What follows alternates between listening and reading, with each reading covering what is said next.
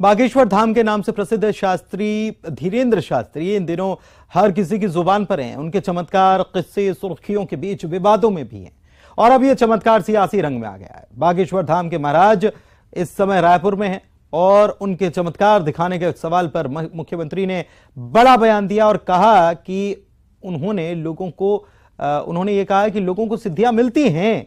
रामकृष्ण परमहंस भगवान बुद्ध इसके उदाहरण हैं और सिद्धियों से इनकार नहीं कर सकते, लेकिन चमत्कार नहीं दिखाना चाहिए, ये तो जादूगरों का काम है। इधर सीपीएम नेता वृंदा करात ने तंज कसते हुए कहा कि देश का संविधान वैज्ञानिक आधार को मानता है, चमत्कार को स्थान नहीं दिया गया है। वहीं बीजेपी के सांसद कांग्रेस पर निशाना साध रहे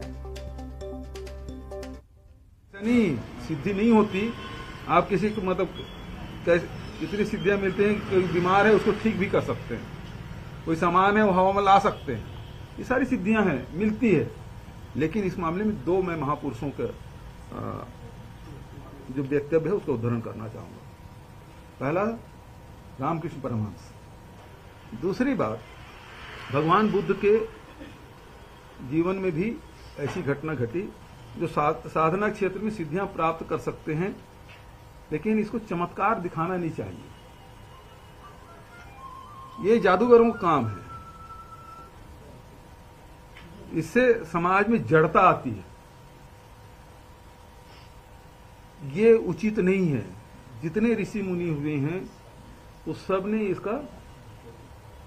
इसको रोका है कि इस प्रकार से चमत्कार नहीं दिखाना चाहिए, सिद्धियों का प्रयोग नहीं करना चाहिए। देखो, प्रदेश के अंदर में तेजी से धर्मांतरण हो रहा है, इस बात को मैंने लोकसभा में भी उठाया और किसी भी धर्म मंच को चुनौती देना, भूपेश बघेल जी की सरकार के एक मंत्री जो आबकारी मंत्री है, उन्होंने धर्म मंच को चुनौती दिया है।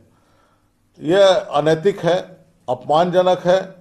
मैं इसका विरोध करता हूं कि आप नास्तिक हो सकते हैं, लेकिन जिनके प्रवचन सुनने के लिए लाखों लोग जा रहे हैं और वो लाखों लोग जो है एक आस्था के बतौर जा रहे हैं।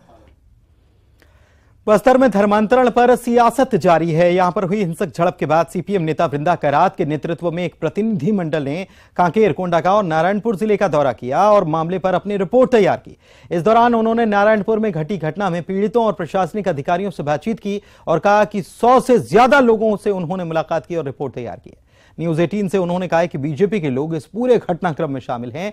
उनके राजनीतिक एजेंडे के कारण ही बस्तर का माहौल खराब हो रहा है। राज्य सरकार पर भी उन्होंने निशाना साधा। आदिवासियों को बांटने का जो काम किया जा रहा है, ये स्वतःस्फूर्त आदिवासियों के बीच से कतई नहीं उठा है। ये पूरे तौर पर राजनीतिक मुद्दे को लेकर एक संकीर्ण समझ के आधार पर भारतीय जनता पार्टी के लोग जो जनजाति सुरक्षा समिति के नाम पर ये सब करवा रहे हैं, वो दिखाई दिया है। और दूसरी बात मैं कहना चाहती हूँ, खेद की बात है कि आज तक सरकार की तरफ से कोई भी, मंत्रिमंडल की तरफ से कोई एक भी शख्स नहीं गए वहाँ उसको समझने के लिए, या जो लोग पीड़ित हुए उनके बयान को समझने के लिए। उन्होंने हमें बताया कि हम अपनी पीड़ा को भी किसको समझा सकते हैं।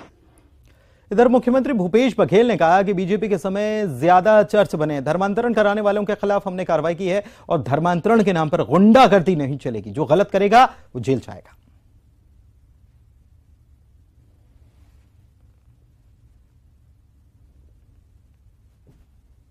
पार्टी क्यों नहीं बोलते? मैं तो बार बार इस बात को साल भर से बोल रहा हूं कि सबसे ज्यादा चर्च इनके शासनकाल में बना है। भारतीय जनता पार्टी के नेता चुनौती स्वीकार क्यों नहीं करते? इस बात के बारे में बयान क्यों नहीं दे रहे हैं? सबसे ज्यादा इनके कार्यकाल में। और अभी धर्मांतरण हो, बताओ, हमने कार्रवाई की है। यदि शिकायत हुई, 16 शिकायतें हुई, सब में हमने जांच किया, 8 सही पाया गया, 8 में कार्रवाई हुई, 8 गलत पाया गया। तो जहां गलत है वहां हम कार्रवाई कर रहे हैं, लेकिन धर्मांतरण के नाम से गुंडागर्दी कर रहे हैं, दंगा फंसा कोशिश कर रहे हैं, तभी तो भारतीय जनता पार्टी के नेता अंदर हैं। मुख्यमंत्री भूपेश बघेल के खिलाफ पूर्व सीएम रमन सिंह की टिप्पणी के विरोध में युवा कांग्रेस उग्र हो गई है। बालावद में युवा कांग्रेस ने डॉक्टर रमन सिंह का पुतला फूंका और उनके खिलाफ नारेबाजी की। इस दौरान बड़ी संख्या में पुलिस के जवान मौजूद थे। प्रदर्शन के दौरान पुलिस के जवानों और कांग्रेस के कार्यकर्ताओं के बीच झूमाझटकी हुई। इसके बावजूद कांग्रेस के कार्यकर्ता पुतला जलाने में कामयाब रहे। रमन सिंह के ट्वीट पर सीएम के खिलाफ, उनके ट्विटर पर सीएम के खिलाफ टिप्पणी को लेकर बवाल मचा हुआ है। 15 साल से भारतीय जनता पार्टी के जो मुख्यमंत्री थे डॉक्टर रमन सिंह ने ट्विटर के माध्यम से हमारे छत्तीसगढ़ के माटी पुत्र यशस्वी मुख्यमंत्री माननीय श्री भूपेश बघेल जी के बारे में यह दाऊ नहीं यह दाऊद है ऐसा आपत्तिजनक जो टिप्पणी की है, उसके विरोध में आज बालोद युवक कांग्रेस ने रमन सिंह का पुतला जलाकर उनको यह बताया है कि यह कांग्रेस पार्टी है, यह संस्कारिक पार्टी है और यह बयानबाजी उनको शोभा नहीं देती। कि आप सभी जानते हैं कि हमारे प्रदेश के यशस्वी मुख्यमंत्री भूपेश बघेल जी एक किसान परिवार से बिलोंग करते हैं, जिन्हें प्रदेश में दाऊ के नाम से जाना जाता है। वहीं एक और पूर्व मुख्यमंत्री डॉक्टर रमन सिंह को ये पच नहीं रहा हमारे दाऊ कहने को, जिन्हें एक ट्विटर के माध्यम से उन्होंने कहा है कि दाऊ नहीं दाऊद है, जो अशोभनीय है। मैं समझता हूं कि उनको दिवालियापन घोषित हो चुके हैं। डॉक्टर रमन सिंह को अब राजनीति से संन्यास ले लेना चाहिए, जिसके विरोध में हम आज बालोद युवा कांग्रेस रमन सिंह का पुतला दहन किया। रमन सिंह के पास कुछ सही नहीं। अगर हमारा मध्य प्रदेश में पूर्व विधायक ने देश का प्रधानमंत्री के बारे में बोलता है तो उनका केस हो जाता है।